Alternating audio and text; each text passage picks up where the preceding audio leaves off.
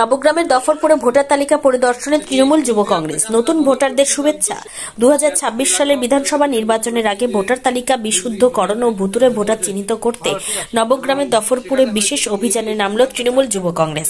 জঙ্গিপুর সাংগঠনিক জেলা তৃণমূল যুব কংগ্রেসের সভাপতি কামাল হোসেনের নেতৃত্বে দলীয় কর্মীরা বাড়ি বাড়ি গিয়ে ভোটার কার্ড যাচাই করেন এবং সাধারণ মানুষের অভাব অভিযোগ শোনেন। এই কর্মসূচিতে নতুন ভোটারদের গোলাপ ফুল দিয়ে শুভেচ্ছা জানানো হয়। পাশাপাশি স্থানীয় বাসিন্দাদের সঙ্গে সরাসরি মত বিনিময়ের মাধ্যমে তাদের বিভিন্ন সমস্যা ও দাবি দেওয়া সম্পর্কে অবগত হন দলের নেতারা।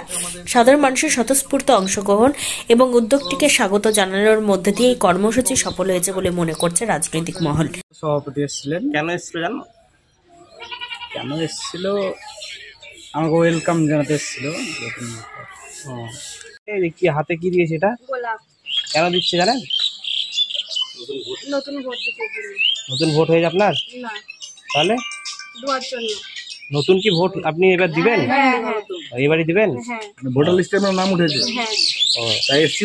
দেখুন, আমাদের গত 27শে ফেব্রুয়ারি জননেত্রী আমাদের প্রিয় মুখ্যমন্ত্রী মমতা বন্দ্যোপাধ্যায়ের নেতৃত্বে সারা রাজ্যব্যাপী যে ভুয়ো ভোটার, আপনারা দেখবেন যে ভুয়ো ভোটার, সেই ভুয়ো ভোটার যেন না থাকে তারই আমরা খোঁজে বাড়ি বাড়ি ডোর টু ডোর আমরা যাচ্ছি।